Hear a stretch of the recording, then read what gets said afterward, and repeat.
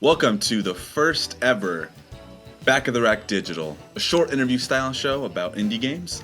The premise is simple. One of us, or both of us, plays a contemporary indie game and we try to convince you on why you should add it to your physical or digital collection. So today's game is Indivisible. Oh, we didn't cue it in time. And this is your pick. Yeah. So this is your pick, as in you have a lot of love for this game. You've played it twice. So we'll start off with the first question to let our audience sort of get a feel for what this game is.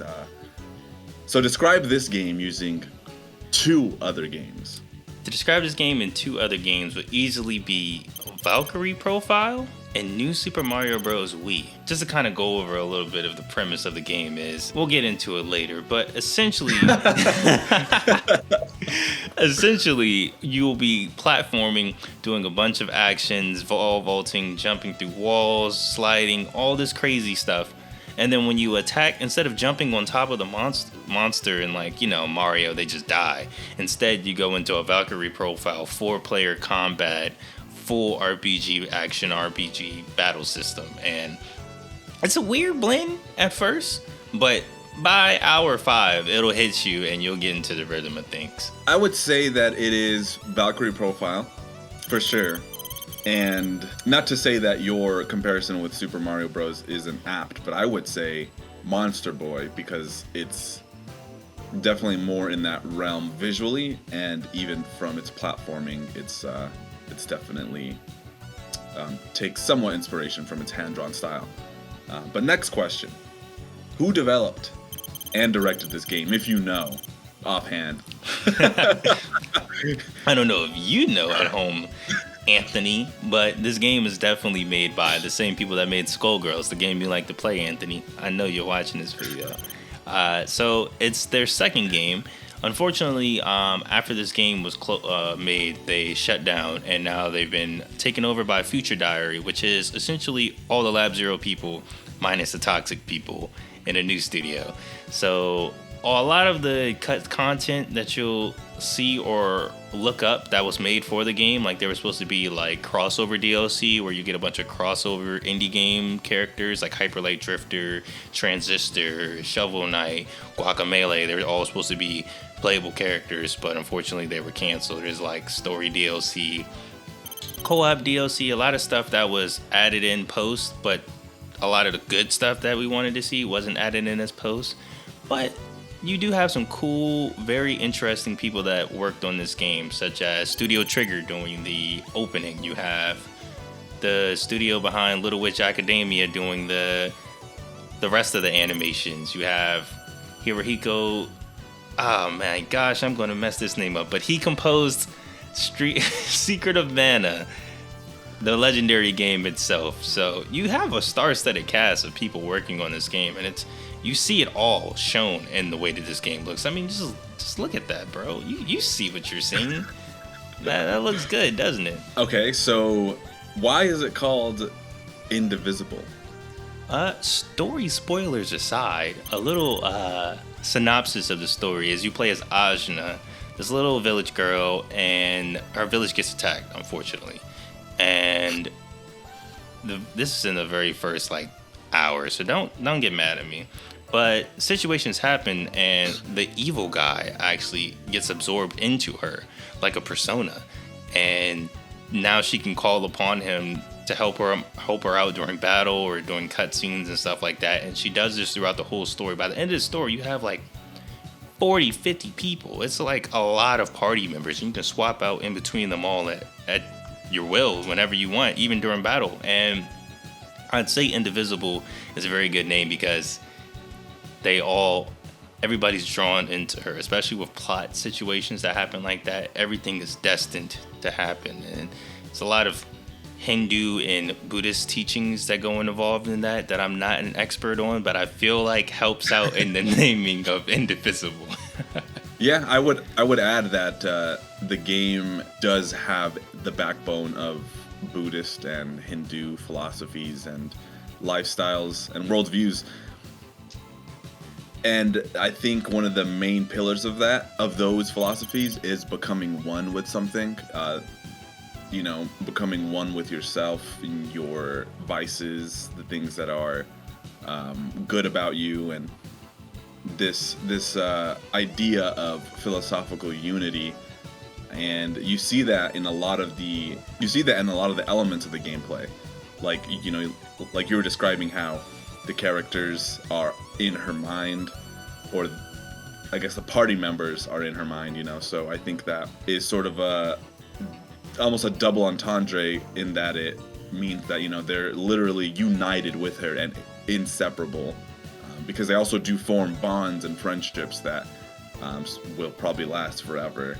So that's why, I think that's another reason. I think that's a better explanation than me, because I was like, I don't know. I don't know what the Next question. What is the gameplay hook, or what's the unique feature of Indivisible?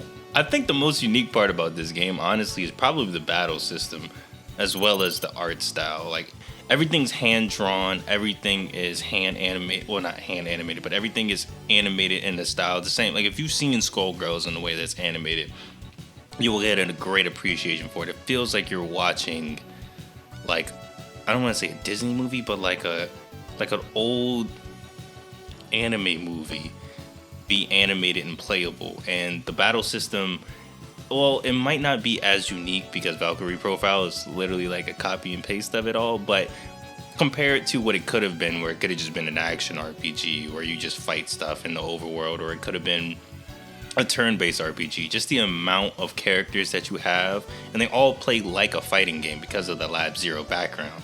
So a lot of the times combat doesn't feel like combat, more or less, but it feels more or less like combo trials for like different characters. Like if you're playing Marvel vs. Capcom, being like, oh, I have these 4 characters, let's see how we can juggle the enemy this way, let's see how big the combo can get, let's see what strange new abilities we can do by mixing his. And that's what kept me going throughout the game, was just seeing what different combinations I can get out of the characters. Okay. What kind of person would like this game, and what kind of person wouldn't? Ooh, you put me on the spot right here. I think the kind of person that would like this game would be one who's drawn to art direction in video games. I think that would be like I can imagine this game being an example of like great art direction in a college class for video game design or something. And then I also think that if you like platformers, and if you like games like what you mentioned, I guess it's kind of like a Metroidvania in a sense. So if you like that, then I think that's already going to be like up your alley. Those 2 things alone would probably get you easily to jump in. And then if you like stories, if you care at all about stories in a game, then I think this game really pushes a great narrative. On the opposite side, I can answer that question right here. Yeah, you go ahead and answer that because one. you almost quit on this game because of this situation. I would say also the added fact that it is a pseudo Metroidvania kind of discredits this game a little bit when it comes to certain times, because there's certain situations where the game opens up and it's got a set path for it that it wants you to go, but it allows you to move like a Metroidvania, like you can go in different directions, but it's not. It's all false. It's just a mirage, and that can make a lot of people want to quit because they feel like they're not progressing. They feel like they went the wrong way. They feel like they're not doing the same thing, and it's exemplified by, I would say, repetitiveness. Like a lot of the times you're going through the same spots twice, if not 3 times. And some people, they might not like that, especially because, like you were saying, what draws you in is the art direction. And seeing the same art numerous times, it kind of gets old after a while when you're expecting something new and grandiose when you do get that something new grandiose. What is it about this game that resonated with you the most, seeing as it's, you think it should belong on people's shelves? So what is it about this that really this is it? The art, man. We said it. We're going to keep saying it. It's the art? It's the art, man. That's why I bought this beautiful collector's edition of the box. And it comes with not 1, but 2 slip covers. in this wonderful handy dandy, oh Lord, this wonderful art book, if I could show that on screen. It's got a lot of art. I'm trying not to bend the pages. It's got a lot of art and a lot of like concept design and stuff like that. And I just really love the art. And sometimes when I would play the game, I would just literally see a new character and then come to the art book and be like, oh, where is he? Where is he in the book? Oh, I want to see that. Oh, wow. And then you can see the concept art of like their movesets, like their personalities. Like you can see, like, I don't even think you realize like there's Honey, and then there's like Honey outside of the box, so you can see what he looks like fully and stuff like that. Like, it's just cool stuff like that I was like, okay, I really like this, because the art it's amazing. And there's characters in here that you don't ever get to see, like canceled characters like I was talking about. And you're like, I want the black guy. Aww. So it's something that like captured your imagination. Yeah. The art design. What's crazy to me is that I would have said, like, if someone asked me like, why did Sondi like this game so much, I would have said because of the story. I really did like the story as well too, but the art is really, that's what drew me in. And then the story was like, okay, yeah, it's like they knew me. Like there's certain times where like characters are talking and they're like, I don't know about that, and the character would just turn to them and say, yo, shut up, like stop. And that's just so fun to me, seeing the actual banter instead of them just being JRPG protagonists that go along with everything, you know what I'm saying? Okay. What is one negative thing you have to say about the game? I feel, especially after playing this my second playthrough, I feel as though a lot of people will get stuck on certain parts that I felt like you shouldn't be stuck on. Like, I feel like, for me, I love the game because there's no equipment, there's level ups barely matter. You don't have to level up your whole party individually or anything crazy like that. It's a simple upgrade system. Like, it's easy for me, especially because I'm a little bit good at platformers, to just move through the lanes, move quick, move through the story. But for somebody that isn't, or somebody that's expecting more, like somebody that's expecting like, oh, I don't like this moveset that Ajna gets, I want to go back to the old one. You can't go back to the old one once you get a new moveset. Or, oh, I don't like this character, but I wonder if they get upgraded throughout the story. Nothing happens. Once you get a character, that's it. That's their moveset until the end of the game. Like, it's just, if you're looking for an actual progression, I'm going to say that again. If you're looking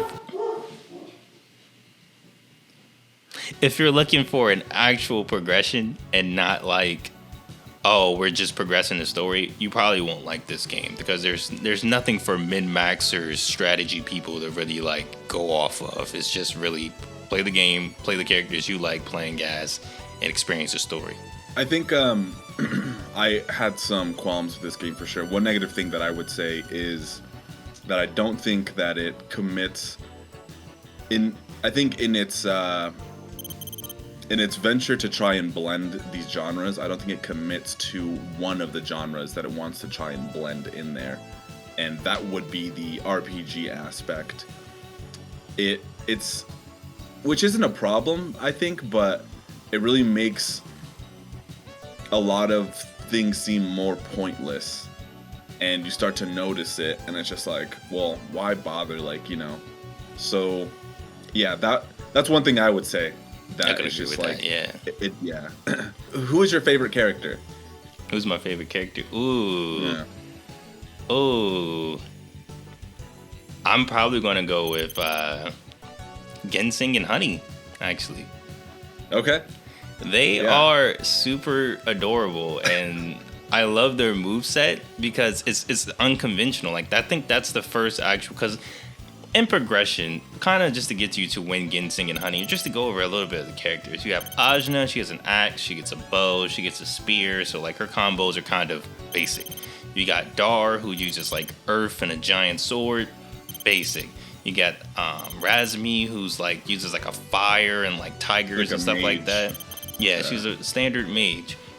Or you have like Ozai, who has giant cannons and like has a system of like snatching coins from the enemies to power up her cannons that hits all the enemies. Or like Ren that can set down traps and like do large sickle attacks or aerial attacks and stuff like that. And then you have Ginseng and Honey, and all he does is run up, smacks the shit out of like you with his like, what is that, mortar and pestle? Yeah, so he has a mortar and pestle, and he just mixes the shit. Yeah, and he's like attacking, but he's also building up a gauge, essentially, to be able to heal his allies. So he was one of my favorites, and I would agree. Yeah, I can't think of another. I want to say Kadira was cool, but I also felt like she didn't have enough moves. But I just liked comboing with her. I liked comboing with her. The Mayan character, the Mayan-inspired character with the ball. Oh yeah, and you can swap between the brothers and like. He was really, really fun to play as. And just to give you the basic premise, it's a character that you have to essentially time when you're going to hit the enemy. So he jumps up, he shoots a ball, and it hits the enemy, and it goes back to you, and you have to press the corresponding button, and then it goes back to the enemy. It just like speeds up, and if you can manage to time it perfectly each hit, you'll get like a critical and like do some heavy damage. But it makes it more engaging, and he's a later character, but he was one of my favorites. This is just a handful of characters off the top of our head. Like there's a dog that you pet, and its hair gets shaggier and shaggier, and then it attacks with lightning. Or there's a bard that has nothing. Like everybody else, you can have up to a maximum of 5 attack actions per turn. She has one action, and it's just playing a song that buffs everybody. Just cool stuff like that. I like everybody's cool. There's not like one character I can say like that's the one, but all of them are cool.